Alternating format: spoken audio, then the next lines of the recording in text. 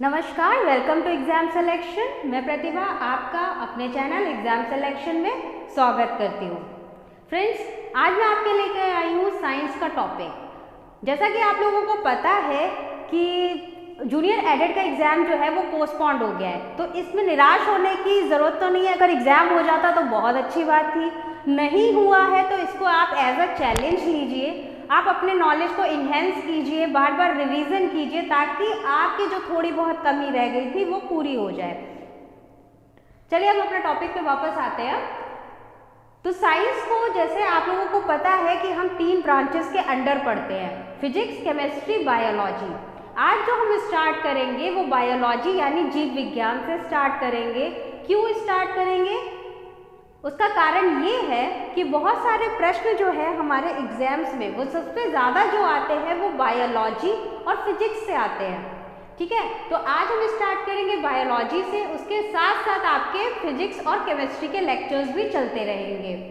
So let's start. ये है हमारा टॉपिक आज का, बायोलॉजी, जिसे हम जीव विज्ञान भी कहते हैं।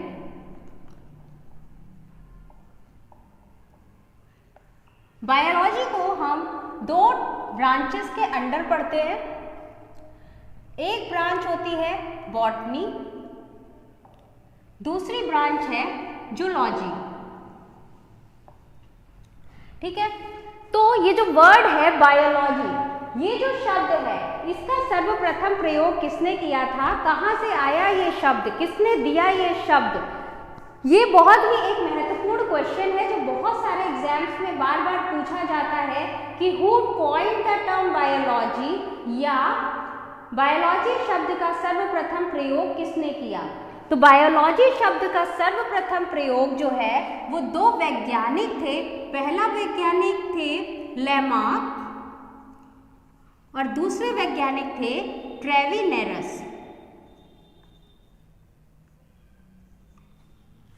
बायोलॉजी शब्द का सबसे पहले प्रयोग लेमार्क और ट्रेविनेरस ने किया।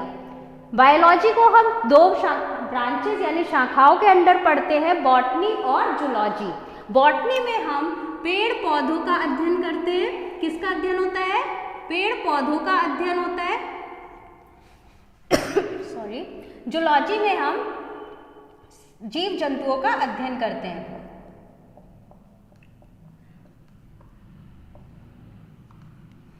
यहां तक बात समझ में आ गई? अब दूसरी चीज जो यहां से प्रश्न अगला बनता है वो ये बनता है कि father of biology, father of botany, father of zoology किसे कहा जाता है? फादर ऑफ बायोलॉजी यानी कि जीव विज्ञान का पिता किसे कहा जाता है? अरस्तु को कहा जाता है। याद रखेंगे कि फादर ऑफ बायोलॉजी अरस्तु को कहा जाता है और फादर ऑफ बॉटनी की अगर हम बात करें वो थियोफ्रेस्टस को कहा जाता है।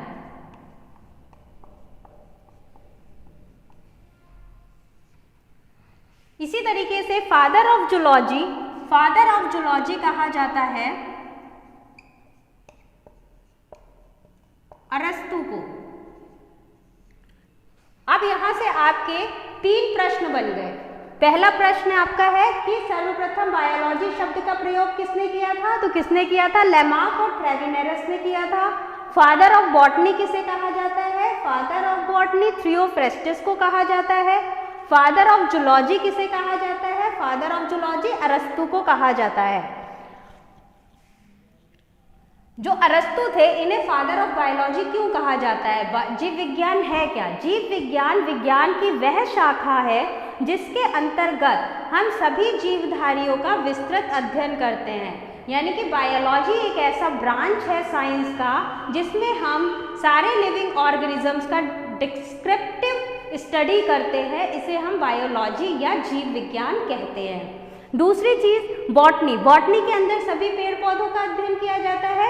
जूलॉजी के अंदर सभी जीव जंतुओं का अध्ययन किया जाता है। फादर ऑफ बॉटनी थियोफ्रेस्टस को कहा जाता है। ये थियोफ्रेस्टस जो थे वो एक वनस्पति वैज्ञानिक थे। ये कौन थे? वनस्पति वैज्ञानिक।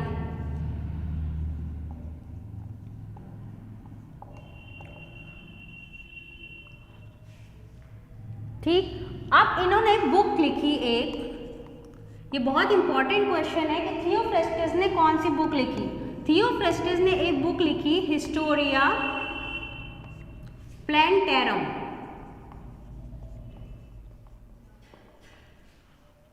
और अरस्तु ने भी एक बुक लिखी है हिस्टोरिया एनिमेलियम। इसको याद करना कोई बहुत मुश्किल नहीं है, बुक का नाम याद करना बहुत आसान है। हिस्टोरिया मतलब हिस्ट्री से याद कीजिए, हिस्टोरिया हिस्टोरिया दोनों में कॉमन है, कोई कंफ्यूजन नहीं है। दूसरा है प्लैंटेरम। प्लैंटेरम यानी कि थियोफ्रेस्टस है वो वनस्पति वैज्ञानिक हैं, बॉटनी के फादर हैं। तो बॉटनी में पेड़ पौधों की तो स्टडी करेंगे, तो पेड़ पौधों को इंग्लिश में क्या बोलते हैं, प्लांट बोलते हैं। तो इस तरीके से इनकी बुक का नाम हो गया हिस्टोरिया प्लैंटेरम। और अरस्तु की बात करें तो इन्होंने जीव जंतु यानी कि एनिमल्स के ऊपर अपना अध्ययन किया, इसलिए इनकी बुक का नाम है हिस्टोरिया एनिमेलियम। थियोफ्रेस्टस ने लगभग 500 पेड़ पौधों के ऊपर अपना अध्ययन किया, इनका विस्तृत अध्ययन किया।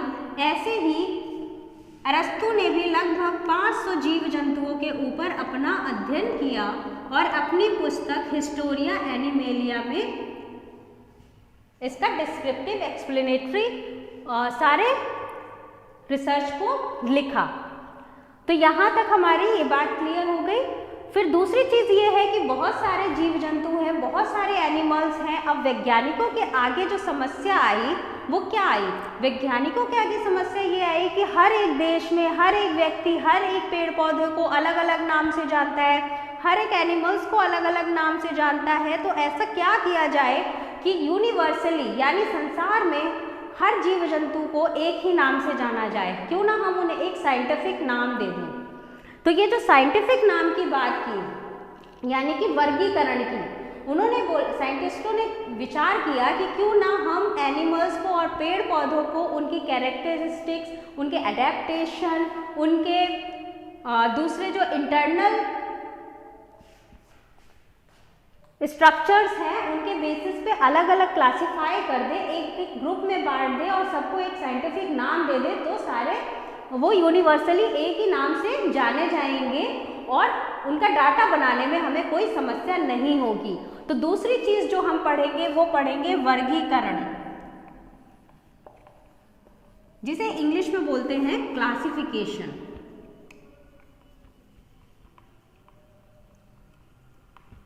यहाँ पर आपके 2 क्वेश्चन बनेंगे, बहुत इंपॉर्टेंट क्वेश्चन है, उनको बहुत ध्यान से समझने की कोशिश कीजिएगा।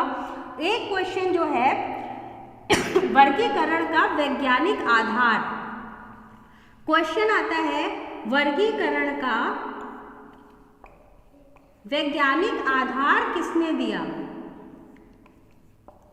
इन 2 क्वेश्चंस में ना बच्चे बहुत कंफ्यूज होते हैं, कई बार वो आता हुआ भी गलत करके आ जाते हैं। तो अगर क्वेश्चन आता है कि वर्गीकरण का सर्वप्रथम वैज्ञानिक आधार किसने दिया, इस शब्द पे फोकस कीजिए, आधार किसने दिया, तो इसका आंसर हो जाएगा जॉन रे। क्या आंसर होगा, जॉन रे। लेकिन अगर क्वेश्चन आता है कि आधुनिक वर्गीकरण का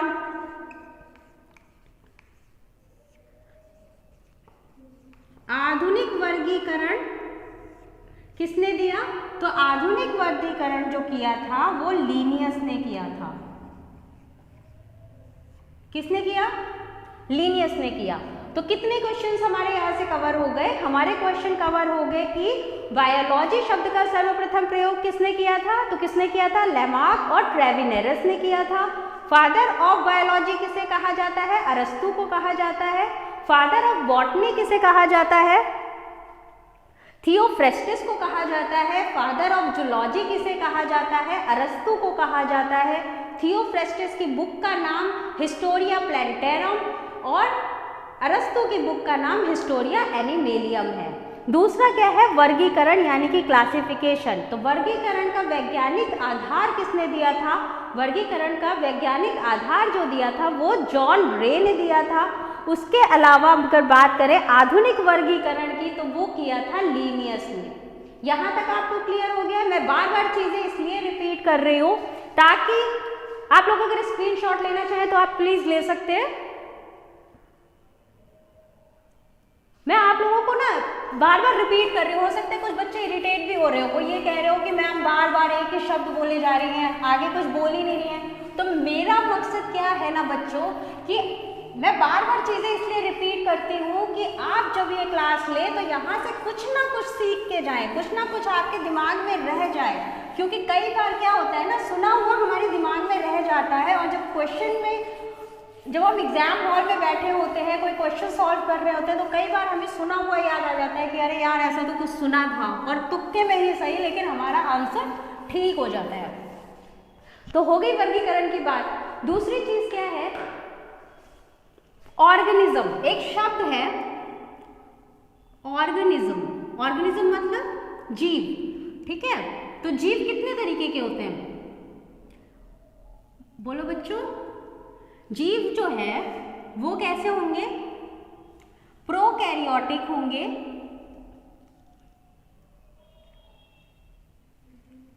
और दूसरे होंगे यूकैरियोटिक। एक एक शब्द का मतलब समझते चलिएगा। प्रो मतलब क्या होगा? प्रिमिटिव, यानी कि सबसे पुराने, सबसे पहले। और कैरियोटिक मतलब होता है सेल। कोई कंफ्यूजन है? नहीं। यूकैरियोटिक में थोड़ा सा एडवांस, लेकिन कैरियोटिक का मतलब वही है सेल, ठीक है। तो प्रोकैरियोटिक जो ऑर्गेनिज्म होंगे वो कैसे होंगे? जो सबसे पहले ऑर्गेनिज्म डेवलप हुए वो कैसे हुए? यूनिसेल्यूलर हुए। कैसे हुए? यूनिसेल्यूलर हुए। यानी यूनि मतलब सिंगल, सेल्यूलर मतलब सेल। ऐसे ऑर्गेनिज्म जिनके अंदर सिंगल सेल प्रेजेंट है वो कैसे है? प्रोकैरियोटिक है, यूनिसेल्यूलर है। और उन्हें किस किंगडम के अंदर रखा गया? किंगडम मोनेरा के अंदर रखा गया। क्लियर हो गई यहां तक की बात? फिर दूसरी बात करते हैं हम यूकैरियोटिक ऑर्गेनिजम्स के। यूकैरियोटिक ऑर्गेनिजम्स जो हैं इसके अंदर कंडीशन है कि या तो यूकैरियोटिक ऑर्गेनिजम्स जो हैं वो यूनिसेल्यूलर होंगे,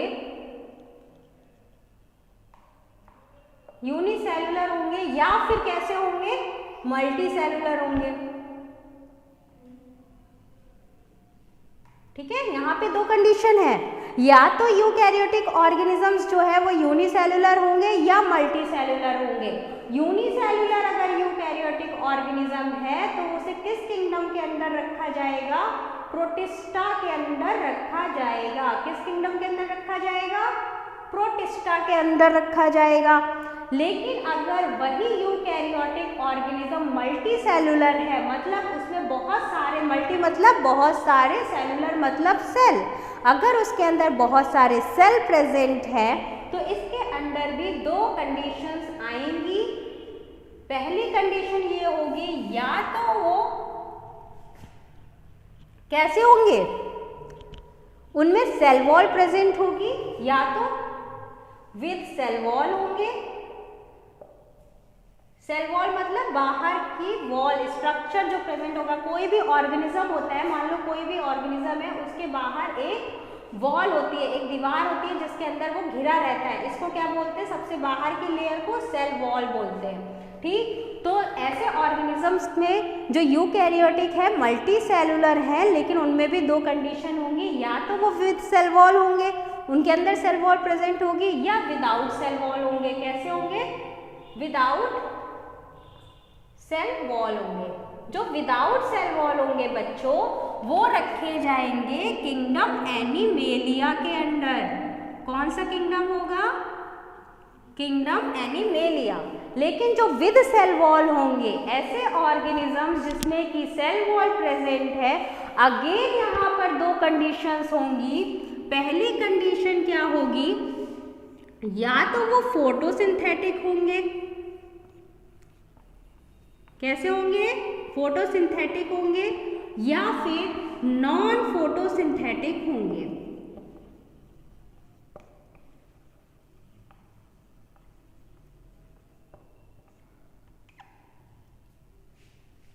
फोटोसिंथेटिक मीन्स बच्चों, फोटोसिंथेटिक का मतलब है जो ऑर्गेनिजम्स अपना खाना खुद से बनाए। सिंथेटिक मतलब सिंथेसाइज, बनाना।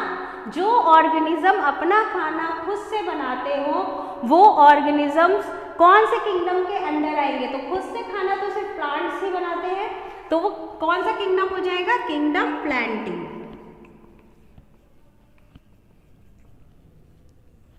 वो ऑर्गेनिज्म जो अपना खाना खुद से बनाते हैं वो आते हैं किंगडम प्लांटी के अंदर।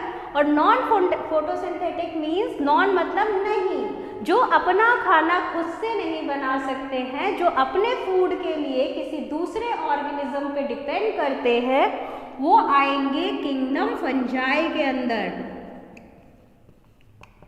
किसके अंदर अंडर आएंगे? फंजाई के अंदर। तो अभी हमें क्या पता चला कि 5 किंगडम कौन कौन से हैं? 5 किंगडम कौन से? फर्स्ट हो गया आपका मोनेरा, फर्स्ट मोनेरा जो कि ठीक है। दूसरा हो गया आपका प्रोटिस्टा, तीसरा आपका हो गया animalia, kingdom animalia, fourth kingdom Plantae, fifth kingdom fungi. यहां तक क्लियर हो गया? 5 किंगडम ऑफ ऑर्गेनिज्म, इन सबको क्या बोलेंगे हम? 5 किंगडम ऑफ ऑर्गेनिज्म। ये बहुत इंपॉर्टेंट क्वेश्चन है, इसको आप बहुत अच्छे से याद कीजिएगा। और इस पर एक क्वेश्चन बनता है कि 5 किंगडम ऑफ ऑर्गेनिज्म किसने दिया था? तो ये किसने दिया था? R.H. विटेकर ने। ये बहुत इंपॉर्टेंट है, इसको अपने दिमाग में बिठा लीजिए बिल्कुल। 5 kingdom of organism R.H. Whittaker ने दिया था। ये क्वेश्चन जो है वो TGT बायोलॉजी में आया हुआ है। हमने क्या जाना कि ऑर्गेनिज्म जो है वो 2 तरीके के होते हैं, या तो वो प्रोकैरियोटिक होते हैं या यूकैरियोटिक होते हैं। Prokaryotic means primitive, prokaryotic means primitive, पुराने। तो उनको किस किंगडम के अंदर रखा गया? प्रोटिस्टा के अंदर रखा गया। यानी कि जो R.H. विटेकर थे उन्होंने ऑर्गेनिजम्स को अलग अलग ग्रुप में डिवाइड कर दिया। ये अलग अलग ग्रुप जो थे वो थे मोनेरा, प्रोटिस्टा, एनिमेलिया, प्लांटी और फंजाई। अब जितने भी यूनिसेलुलर ऑर्गेनिज्म होंगे, यानी कि ऐसे ऑर्गेनिज्म जिनके अंदर सिंगल सेल प्रेजेंट होगा, वो किस किंगडम के अंडर आएंगे? वो मोनेरा के अंडर आएंगे। और दूसरा उन्होंने क्या कंडीशन रखी कि जो यूकैरियोटिक ऑर्गेनिजम्स होंगे उनमें भी 2 कंडीशंस होंगी, या तो वो यूनिसेलुलर होंगे या वो मल्टीसेलुलर होंगे। जो यूनिसेलुलर ऑर्गेनिजम्स होंगे उन्हें प्रोटिस्टा के अंडर रखेंगे। क्या नाम दिया उस किंगडम का? प्रोटिस्टा। लेकिन जो मल्टीसेलुलर ऑर्गेनिज्म होंगे, यानी कि ऐसे ऑर्गेनिज्म जिनमें एक से ज़्यादा सेल्स प्रेजेंट हैं, उनके अंडर भी 2 कंडीशंस देखी उन्होंने कि कुछ ऑर्गेनिजम्स ऐसे थे जिनमें सेल वॉल थी, कुछ ऑर्गेनिज्म ऐसे थे जिनमें सेल वॉल प्रेजेंट नहीं थी। जिनमें सेल वॉल प्रेजेंट नहीं थी वो थे एनिमेलिया। ठीक है, उसको किंगडम एनिमेलिया के अंडर रखा गया। यानी एनिमल्स में सेल वॉल प्रेजेंट नहीं होती है, प्लांट्स में सेल वॉल प्रेजेंट होती है। तो जब मैं आपको सेल के बारे में पढ़ाऊंगी तो मैं आपको डिटेल स्ट्रक्चर बताऊंगी प्लांट सेल का और एनिमल सेल का, तब आपको ये सारी चीज़ें बहुत अच्छे से क्लियर हो जाएंगी। और ये सिर्फ एक आउटलुक है, ये एक बेसिक कंसेप्ट है जो मैं आपको समझाना चाह रही थी कि 5 किंगडम ऑफ ऑर्गेनिज्म कौन कौन से हैं। लेकिन ये छोटा टॉपिक नहीं है, ये बहुत बड़ा टॉपिक है। अब आपको मोनेरा है, प्रोटिस्टा है, एनिमेलिया है, प्लांटी, फंजाई, इनके एग्जाम्पल्स पता होने चाहिए। फिर आपको पता होना चाहिए कि मोनेरा के अंदर क्या कैरेक्टरिस्टिक्स है, किस तरीके के एनिमल्स हैं इनके अंदर, प्रोटिस्टा में क्या क्या है। तो ये बहुत ही बड़ा टॉपिक है, इसको हम डिटेल में समझेंगे। लेकिन सबसे पहले आपको ये एक बेसिक कंसेप्ट समझना बहुत ज़रूरी है। अगर आपको ये याद नहीं हुआ, ये समझ में नहीं आया, तो फिर आपको कुछ भी समझ में आगे का नहीं आएगा। सो फ्रेंड्स, अगर आप को मेरा ये वीडियो पसंद आया हो तो प्लीज़ आप मेरे वीडियो को लाइक करें, शेयर करें, सब्सक्राइब रहें, घर पर रहें, सुरक्षित रहें और अपनी तैयारी पूरे ज़ोर शोर से करें।